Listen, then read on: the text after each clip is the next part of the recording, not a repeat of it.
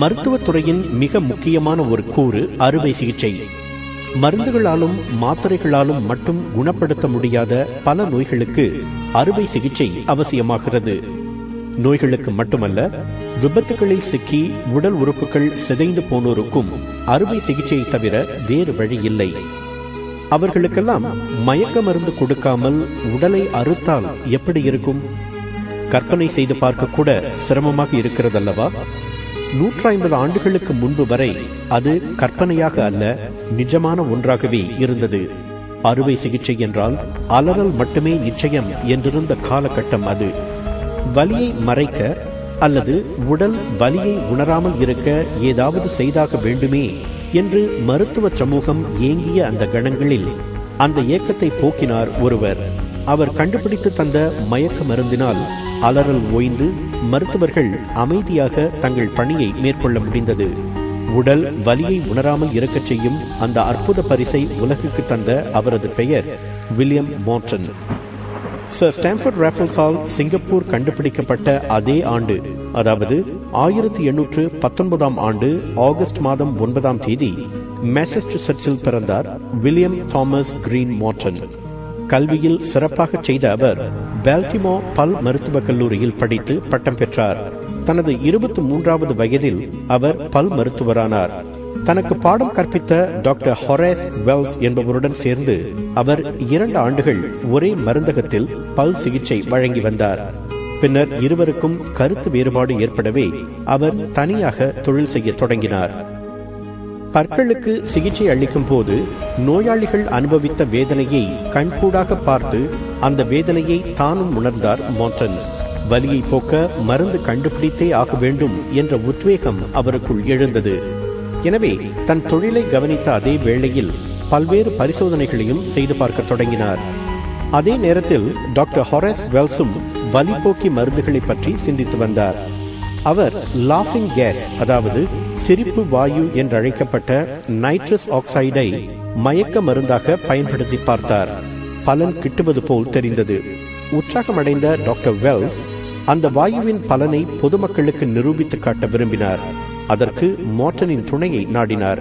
அவரும் உதவவே 1845 ஆண்டு ஜனவரி மாதம் மாசச்சூசெட்ஸ் பொது மருத்துவமனையில் ஒரு முயற்சி மேற்கொள்ளப்பட்டது.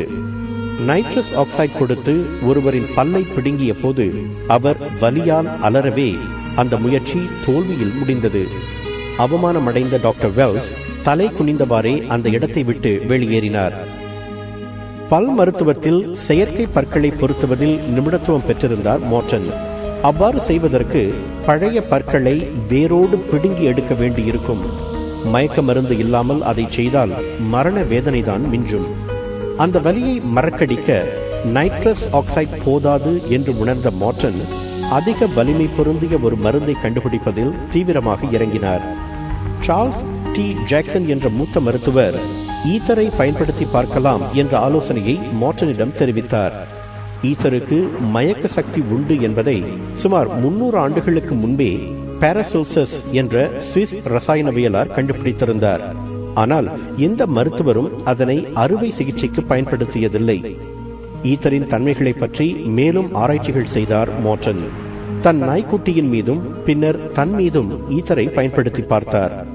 அதனை ஒரு நோயாளி மீது பயன்படுத்தி பார்க்கும் அற்புத வாய்ப்பு அவருக்கு 1846 ஆண்டு செப்டம்பர் 30ஆம் தேதி கிடைத்தது. அன்றைய தினம் தாங்க முடியா பல்வலியுடன் ஈபன் ஃப்ரோஸ்ட் என்பவர் மார்டனின் மருந்தகத்திற்கு வந்தார். என்ன செய்தாவது தனது வலியை போக்குமாறு அவர் கெஞ்சினார். இதைவிட சிறந்த சந்தர்ப்பம் கிடைக்காது என்று நம்பிய மார்டன் முதலில் அந்த நோயாளி ஈத்தரை நுகரச் செய்தார். நோயாளி மயக்கமடையவே பல்லை பிடுங்கி எடுத்தார். மயக்கம் தெளிந்த நோயாளி தான் எந்த வலியையும் உணரவில்லை என்றார்.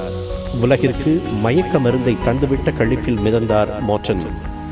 தன் முதல் முயற்சி வெற்றி தந்திருந்தாலும், அடுத்த நாள் பத்திரிகைகளில் அந்த செய்தி வெளிவந்திருந்தாலும் மருத்துவ உலகம் பெரிதாக மகிழ்ந்து விடவில்லை. இன்னும் பெரிய அளவில் ஈத்தரின் தன்மையை விளக்கி காட்ட வேண்டும் என்பதை உணர்ந்த மார்டன் பல மருத்துவர்களுக்கு முன்னிலையில் அதனை செய்து காட்ட மாசச்சூசெட்ஸ் பொது மருத்துவமனையின் மூத்த அறுவை மருத்துவர் ஜான் வாரனிடம் ஒரு வாய்ப்பு கேட்டார். டாக்டர் வாரனும் இணங்கவே 2 வாரங்களில், அதாவது 1846 ஆண்டு அக்டோபர் 16 நிறைய மருத்துவர்களும் மருத்துவ மாணவர்களும் கூடினர். அவர்களுக்கு முன்னிலையில் கில்பர்ட் ஆபட் என்ற நோயாளிக்கு முதலில் ஈத்தரை கொடுத்தார் மோர்டன். அதன் பிறகு அவரது கழுத்திலிருந்த ஒரு கட்டியை வெட்டி எடுத்தார் டாக்டர் வாரன். நோயாளிக்கு வலி தெரியவில்லை. மயக்க மருந்து முழுமையாக வேலை செய்ததை மருத்துவ உலகம் கண்டு வியந்தது. மோர்டனின் புகழ் உலகம் முழுவதும் பரவியது. மருத்துவ உலகத்திற்கு மிக தேவையான ஒரு கண்டுபிடிப்பு அது என்பதால் அதற்கான காப்புரிமத்திற்காக விண்ணப்பித்தார் மோர்டன். அவருக்கு காப்புரிமம் கிடைத்தாலும் மயக்க மருந்து கண்டுபிடித்ததில் வேறு சிலரும் உரிமை கொண்டாடினர். நைட்ரஸ் ஆக்சைடை பயன்படுத்தி தோற்று போன டாக்டர் ஹொரேஸ் வெல்ஸ், ஈத்தரை பயன்படுத்தி பார்க்குமாறு ஆலோசனை கூறிய டாக்டர் சார்ல்ஸ் ஜாக்சன் இருவரும் அதில் உரிமை கொண்டாடினர். அவர்களை தவிர்த்து டாக்டர் கிராஃபர்ட் லாங் என்பவர் மோர்டன் செய்து காட்டியதற்கு 4 ஆண்டுகளுக்கு முன்பே, அதாவது 1842 ஆண்டிலேயே ஈத்தரை பயன்படுத்தி தான் அறுவை சிகிச்சை செய்துவிட்டதாக கூறினார். ஆனால் அது பற்றிய அவரது கட்டுரை மோர்டனின் வெற்றிக்கு 2 ஆண்டுகள் கழித்துத்தான் வெளிவந்தது. எனவே முதலாக ஈத்தரை வெற்றிகரமாக பயன்படுத்தியவர் என்று மோர்டனின் பெயரையே வரலாறு நினைவில் வைத்துள்ளது. எனினும் அந்த பெருமையை பெற அந்த 4 மருத்துவர்களுமே சட்டத்தின் உதவியை நாடினர். அந்த இழுபறி நீடித்த வேளையில் மற்ற மருத்துவர்கள் ஈத்தரை பரவலாக பயன்படுத்த தொடங்கினர். ஆனால் மருத்துவமனைகள் ராயல்டி எனப்படும் உரிமை தொகையை செலுத்த மறுத்தன. அதனாலும் கண்டுபிடிப்பு உரிமையை நிலைநாட்ட ஆன நீதிமன்ற செலவுகளாலும் வெறுப்படைந்தார் மோர்டன். கிட்டத்தட்ட 20 ஆண்டுகள் நீதிமன்றத்தில் ஏறி இறங்கிய அவர் சொத்தையெல்லாம் இழந்தார். நோயாளிகளின் வலி தீர பாடுபட்ட அவருக்கு இறுதி நாட்களில் மனவேதனையும் ஏழ்மையும் தான் மிஞ்சியது. இறுதியில் 1868 ஆண்டு ஜூலை 15 தனது 48வது வயதில் அவர் நியூயார்க்கில் காலமானார். அவரது மனைவிக்கும் 5 பிள்ளைகளுக்கும் எந்த சொத்தையும் அவர் விட்டு செல்லவில்லை. தங்கள் கண்டுபிடிப்புகள் மனுக்குல மேன்மைக்காகவே அன்றி சொத்து சேர்த்து செல்வந்தர்களாவதற்கு அல்ல என்று வாழ்ந்த பல வரலாற்று மாந்தர்களுக்கு மத்தியில் மோர்டன் தனது கண்டுபிடிப்பின் மூலம் பணமும் புகழும் சேர்க்க விரும்பியது உண்மைதான். ஆனால் அது அவரது கண்டுபிடிப்பின் மகத்துவத்தை எந்த வகையிலும் குறைத்து விடாது. அவர் தைரியமாக உலகுக்கு செய்து காட்டியதால் தான் கடந்த 150 ஆண்டுகளாக உலக மக்கள் வலி இல்லாமல் அறுவை சிகிச்சை செய்து கொள்ள முடிகிறது. அது ஒன்றே அவருக்கு வானம் வசப்பட்டதற்கு சமம். அவரது கல்லறையில் இந்த வாசகங்கள் பொறிக்கப்பட்டுள்ளன. சுவாசிக்கும் மயக்க மருந்தை உலகுக்கு தந்து அறுவை சிகிச்சையிலிருந்து வலியை அறுத்தெடுத்தவர். இவருக்கு முன் வலியும் வேதனையும் தான் மிச்சம். இவருக்கு பிறகுதான் வலியை கட்டுப்படுத்த கற்றுக்கொண்டது விஞ்ஞானம். உண்மைதானே? அடுத்த முறை நீங்கள் அறுவை சிகிச்சைக்கு செல்ல நேர்ந்தால் வில்லியம் மோர்டனுக்கு நன்றி சொல்லுங்கள். மனத்தை ஒருநிலைப்படுத்தி தன் இலக்கை நோக்கி பயணம் செய்யும் எவருக்கும் அவர் விரும்பும் வானம் வசப்படும் என்பதுதான் மோர்டனின் வாழ்க்கை நமக்கு வலியில்லாமல் சொல்லும் உண்மை.